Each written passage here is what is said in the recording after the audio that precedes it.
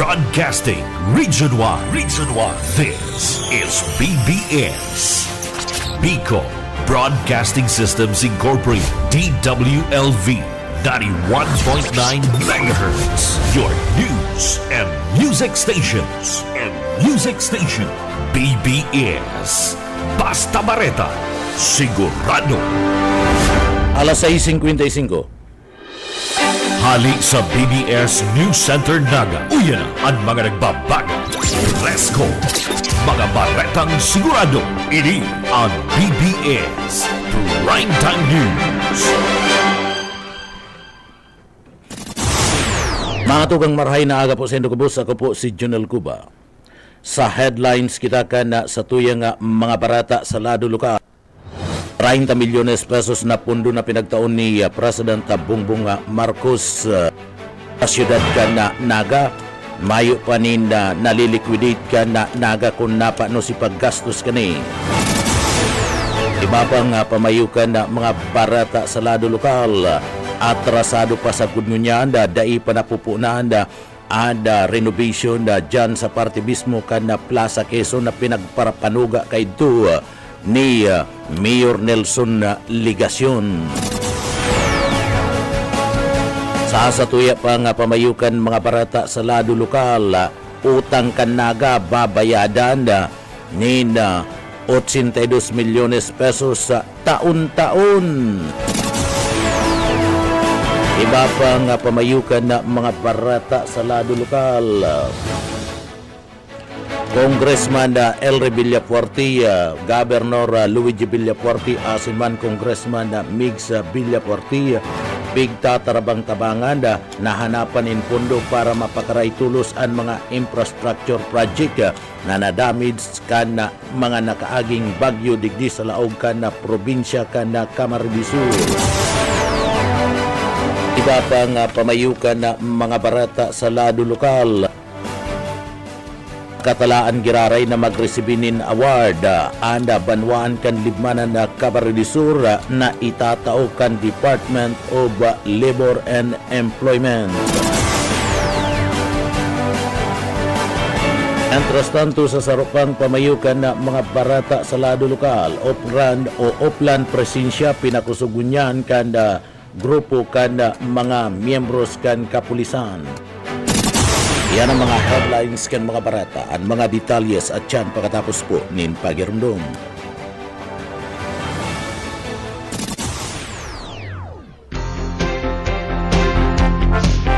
Maging food security ambassador. Magtanim ng climate-resistant crops pwede kahit sa inyong bakuran lang. Ang mga lata, bote, at sirang gulong ay pwede ring taniman. Maaaring itanim ang mga buto ng gulay na ginamit sa pagluto tulad ng kalabasa, ampalaya, kamatis, at iba pa. Kailangan lamang itong patuyuin mula alas 7 hanggang alas 9 ng umaga sa loob ng 5 araw. Ang DA Bicol High Value Crops Development Program ay namamahagi ng iba't ibang vegetable seed.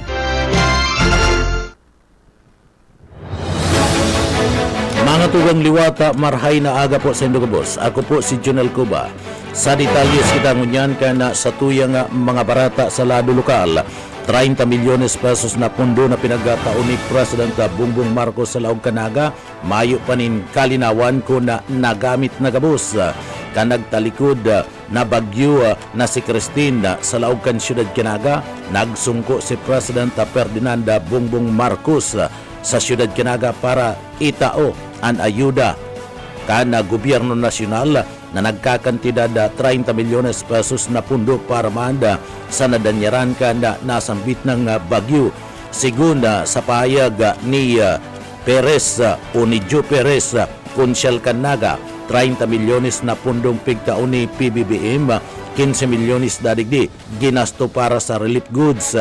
Pandagdag sa mga relief goods na piga taukan man lain-lain ng mga organisasyon asin ahensya.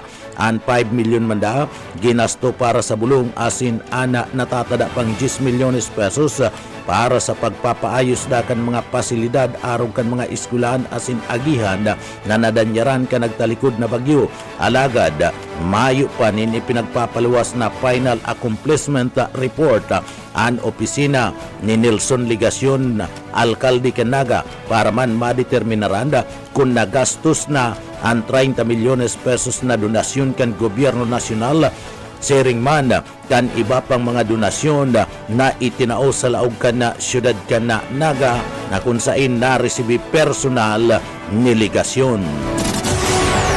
Sa iba pang detalyes kan mga barata sa lado lokal, atrasadong maray ang construction kan Plaza Quezon dahil subuot ini natatrabaho pa sa kunyon kan Nobyembre 27 pa pigibo ang groundbreaking ceremony sa Plaza Quezon para gibon ang development project igdi kung saan babagon ang disenyo kanasambit na nga plaza. Iyan kuta na kan na September pa dapat nagkaigwa kan pinag-aapod na groundbreaking pero naabala ang groundbreaking asin na isibog kan Nobyembre 27. Sabi ni Nelson Ligacion may pundo na asin kay puwan na nga trabahon alagad sa kudngunyan dai pa na trabaho. Sabi ni Mayor Nelson Ligacion pupunan subot tulos-tulos ang construction kani asin na ipapadali-dali ang patrabaho sa DPWH tanganing mahamantulos ini asin na day makaapektar sa selebrasyon kan piyesta sa masunod na taon. Alagad sagkod mo niyan dai pagiraray na pupunan ang construction kan Plaza Quezon sigun kaya ki Engineer Alexander Pabiano kanda City Engineers Office may pighalat pada na mga permiso kaya medyo nahaluyan na ang pagpuon kan konstruksyon siring man piga adalan pa kun sain ilalaag ang pusog na poste para sa gigibon na kudal igdi para day makaulang sa mga tao anasambit na nga konstruksyon. Kadakol papalan aasikasun alagad digdi sinasabi ni Ligacion na pupunan na ito pala na kadakol pang problema na dapat tawananin atensyon kan City Engineers Office asin dai pa mapapatrabaho ngunya na taon anasambit na nga proyekto. Nagmamadali si Nelson Ligacion tanganing digdi may hipailing na naman na accomplishment alagad ang DPWH sa kaan City Engineers Office nagsasabi na dapat may ariglaron pang mga papilis. Sa iba pang detalyes kan mga barata sa lado lokal, lampas 82 milyones pesos ang ibabayad kan lokal na gobyerno Canaga taon-taon sa dakulang utang kani sa bangko. Ninuli kan haros o minabot sa sobra sa 10 bilyon pesos ang pagkakautang kan lokal na gobyerno Canaga sa mga bangko di gobyerno. Lampas 82 milyones pesos ang nakatagama kan lokal na gobyerno Canaga para pambayad sa utang na ini sa laog ning 15 taon. Sigun ki Jis Albios, Konsyal Canaga, nakalaog sa 2025 budget ang 82,824,286 pesos na pambayad na haros sa 10 bilyones pesos na pagkakautang kan siyudad Canaga sa administrasyon ni Mayor Nelson Ligacion. Sa mga nakalis na administrasyon kan gobyerno lokal, ang administrasyon lang ni Nelson Ligacion iyo ang may pinakadakulang pagkakautang sa bangko digdi sa siyudad Canaga. Ta iba pang detalyes kan sa tuya pang mga barata sa lado lokal, mga terminal sa Naga higot na pinagbabantayan kan mga pulis. Buyit Paderes sa detalye. Bantay sarado kang mga personal kan Naga City Police Office ang mga terminal sa syudad, kabali na ang Bicol Central Station, eastbound terminal, biyaheng partida sa Rinconada area, atin ang ban terminal pasiring sa Camarines Norte, asin First District kan Camarines Sur. Ang seguridad kan lambang pasayro na maging salbado ang katuyuhan kan mga pulis. Urog na ngunya na inaasal ang pagdakulpa kan mga pasahero na mapurli sa indang mga lugar uli sa pag-silibar ka na New Year, asin na Pasko. ini amping siguro ni Police Lieutenant Colonel Chester Pumar, spokesperson kan NCPO bilang pagsunod sa direktiba ng pambansang pulisya na magkaigwa ng mga magkaigwa pa ng mas pinakusog na police visibility bako lang sa mga simbahan kundi sa maging sa mga pampublikong lugar. Sigon sa opisyal, mayo pa man mga untoward incidents na nangyari sa inot na aldaw kan simbang gabi. Para sa BBS News, Boyet Pader. BBS Basta Bareta, sigurado. Sa iba pang detalyes kan mga barata sa lado lokal, nagkapirang mga person deprived of liberty PDL sa laog kan siyudad kan Naga sa Naga City Police Station 2. Nagsilibrar kan Pasko na Mayo man nin bisyo.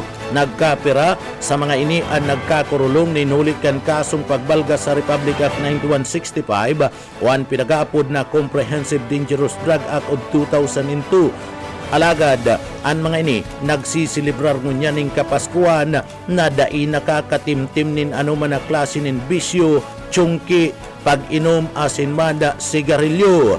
Sinda, anda nagkakarol ngunya sa laog mismo kan kulungan asinda nagahagad nin Pasko sa mga miyembros kan pulis asin sa mga pamilya na bisitaon lamang sinda ngunya na panahon kan Pasko.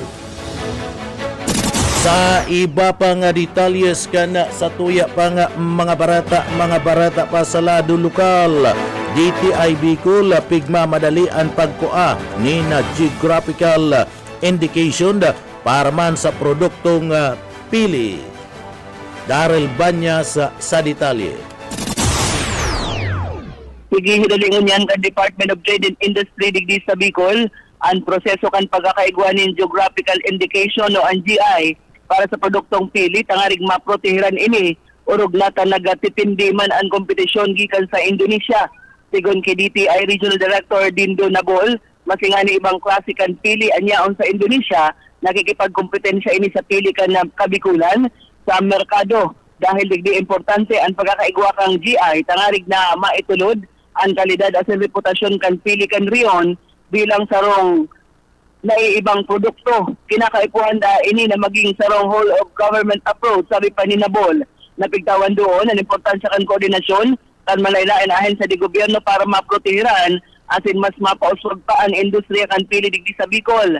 Ang GI, ini nagatataulin legal na proteksyon sa mga produktong may kakaibang o nakakaiba na naiko-koneksyon sa indang ginikanan, arog kan pili kan Bicol, asin man sa tabang kaini. Pwede da ang mamantinir ang kompetisyon asin masiguro ang pagmidbid sa dekalidad na produktong lokal sa pangkinakban na merkado.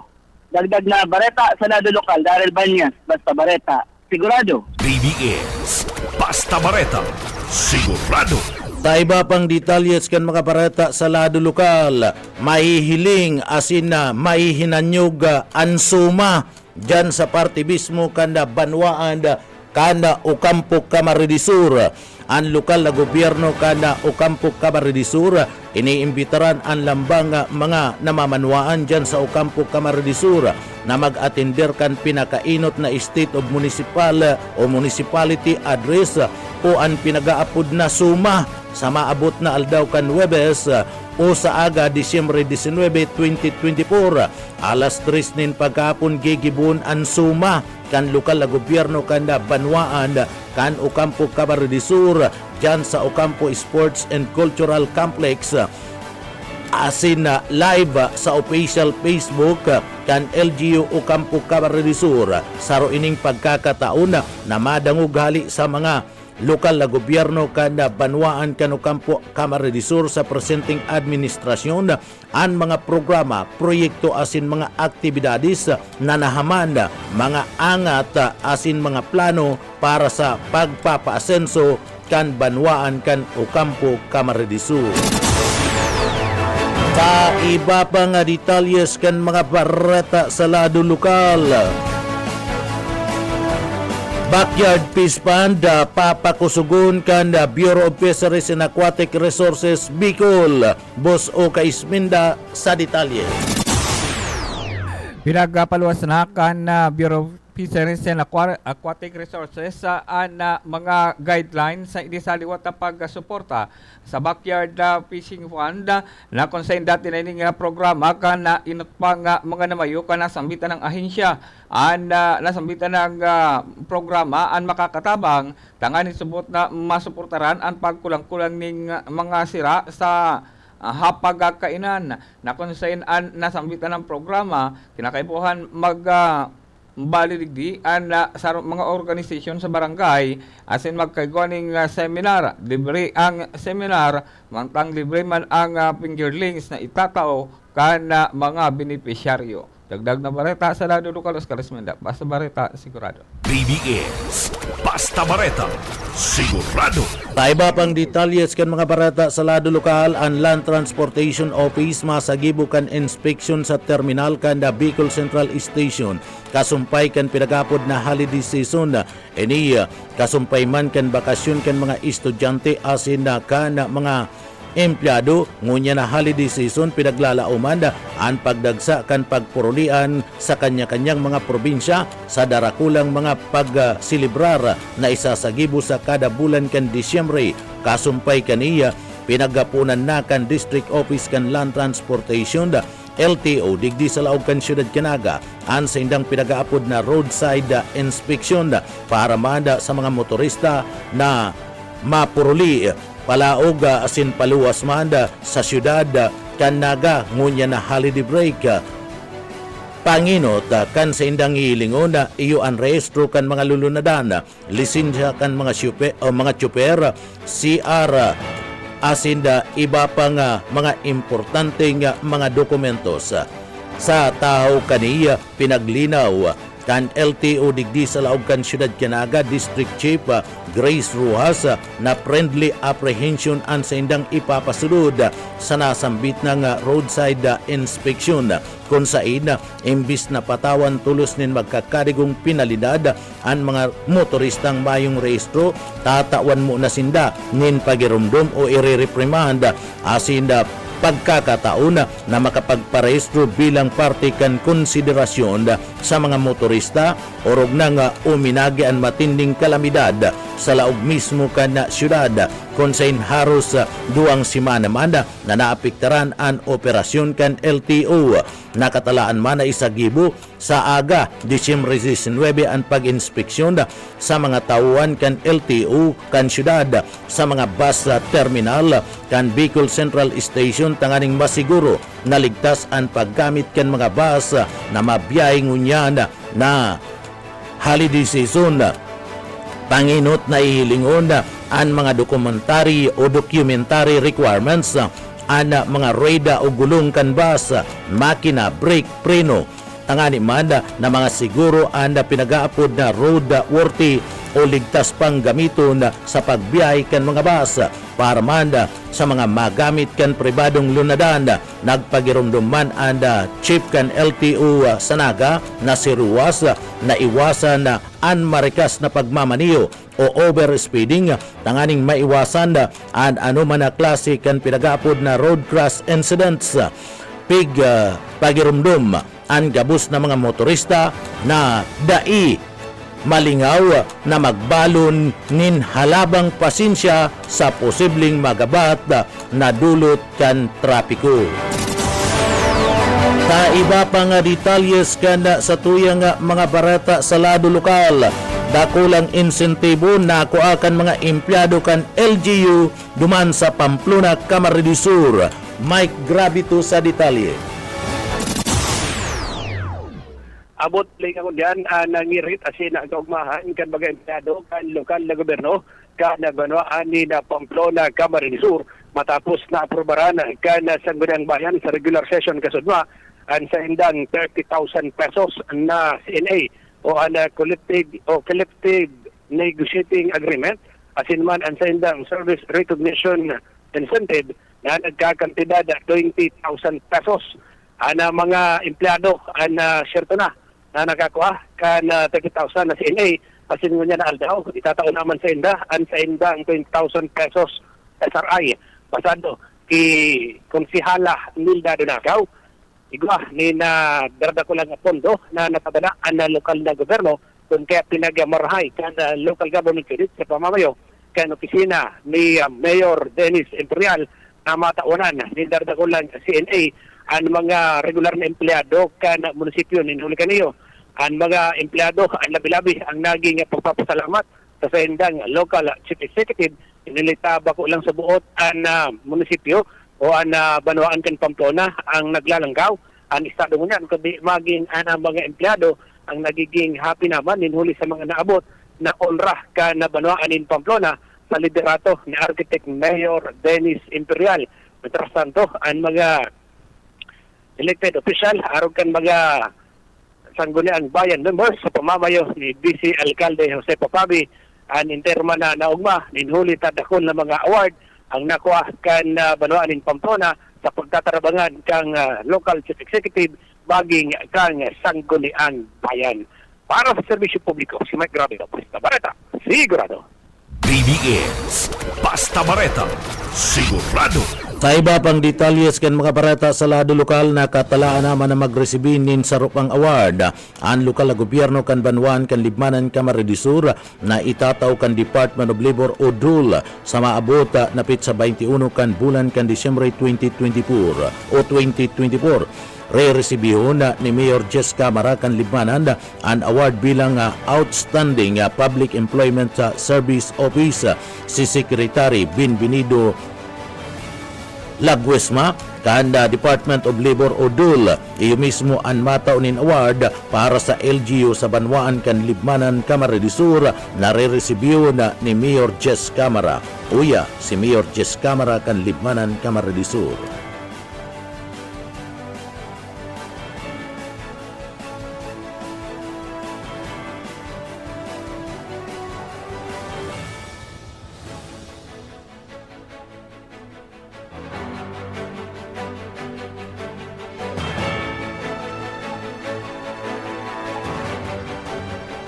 Sa iba pang detalyes kan mga barata sa lado lokal, marayan mga programa na pinagtutulod yun kan LGU dyan sa Banwaan kan Libmanan Camarines Sur na kung saan na pag-abot kan financial management and sustainability sa laog kan na 2 taon na pag-administrar sa LGU ni Mayor Jess Camara ang Banwaan kan Libmanan da inaubusan in pundo mantinido an kusog asin na ada kamugtakan kan buwis sa ranking kan Bureau of Local Government and Finance PIG ngaranan ang Libmanan na number 7 sa LGU pag-abot sa collection in buwis asin sa kudgunyan mantinido pa sa 2 taon ka na administrasyon sa naman ni Jess Camara bilang alkalde kan siyudad kan na Naga. 50,000 pesos ang nare-receiving cash bonuses kan mga empleyado dyan sa Banwaan kan Libmanan asin kung magpaluwas nin memorandum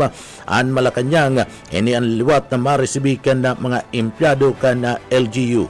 Uya ang parte kan mga pahayag na yan ni Mayor Jess Camara kan Libmanan.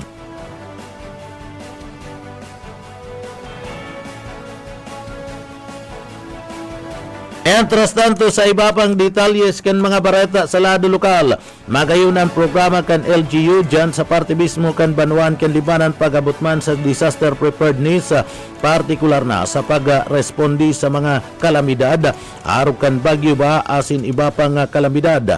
Ang Libmanan pag-abot sa disaster preparedness kung saan digdi pinagasasabi na subuot awardi sindakan na Gawad Kalasag Award ngunya na taon.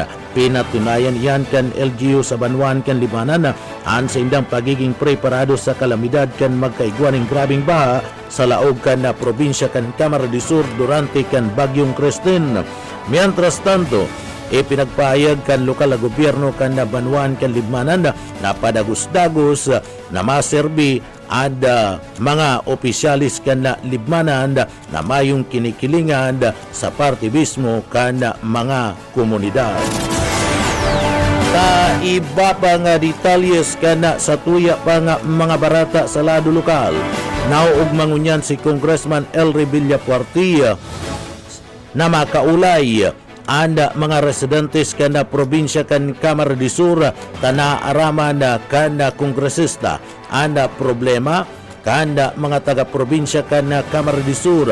Ninuli kayan pinasalamatan ni Congressman Elry Villafuerte ang mga taga-Kamara de Sur sa tiwala asin suporta na itinataw kan mga ini sa pamilya Villafuerte.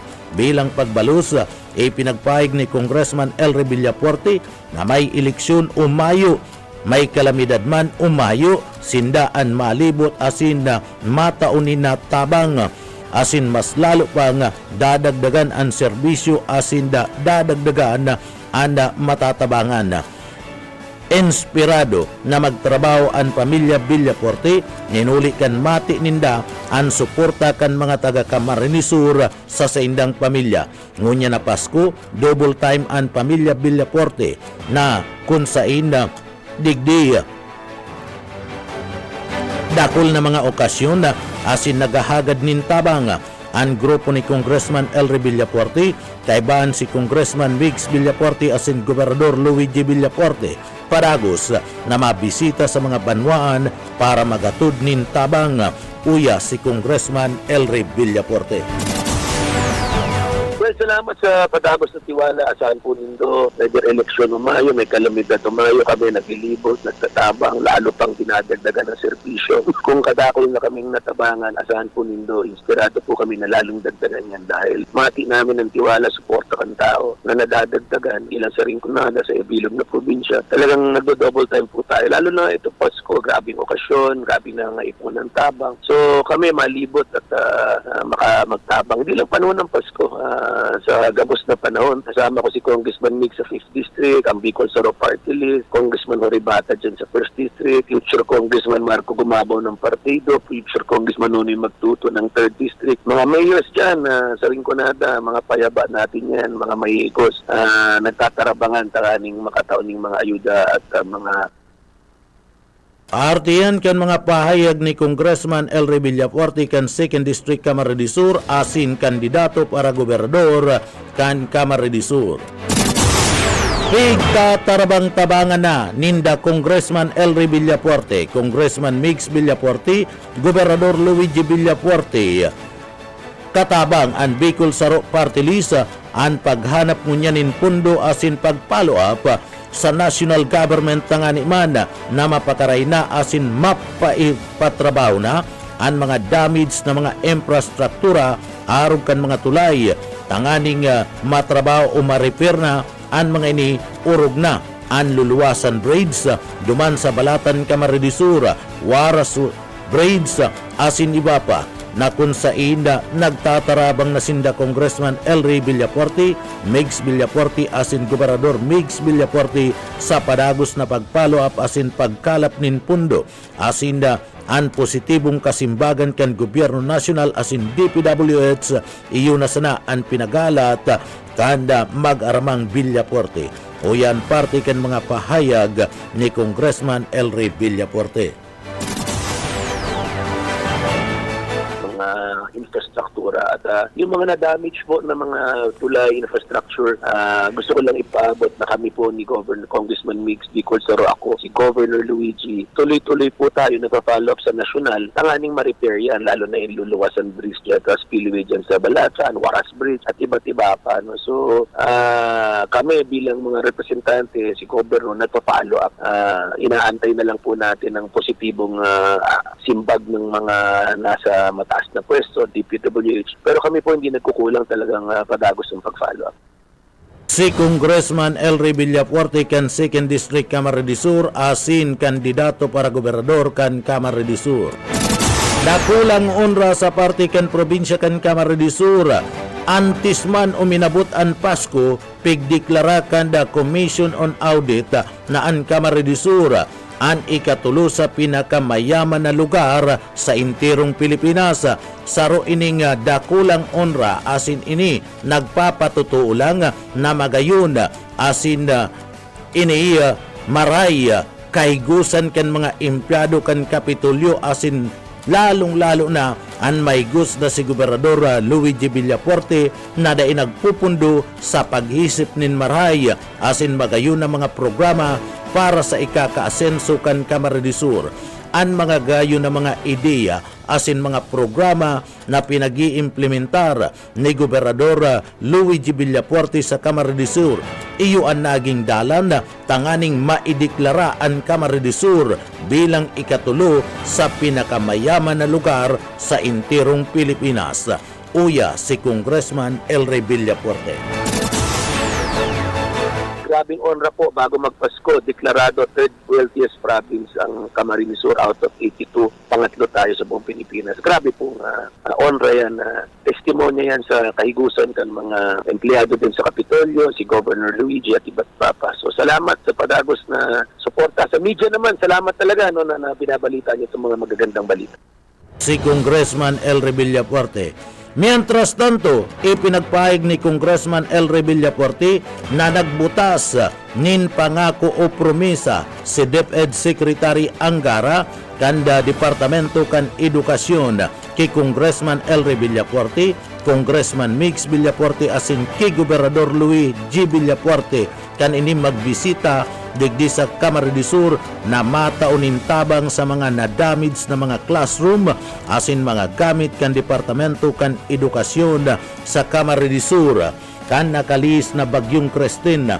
Nagtao naman na nina tabang para manda makabakal nina printer mga printer kan mga eskwelahan na kung sain saro ang mga printer rigdi sa na-damage o naraot kan bagyo. Kaya daim na makaprint nin mga gamit, kabali na ang mga modules na ginagamit sa pagtukdo asin man kan mga estudyante. Pigbisita man kani ang Head Start program na kung sain sarong programa ni dating Gobernador asin Congressman Luis R. Villafuerte o LRB asin nagbilib si Secretary Angara. Nagsabi pa na dapat arugon man ini kan ibang mga lugar asin na probinsya sa parte kan Pilipinas. Nagpahayag man nin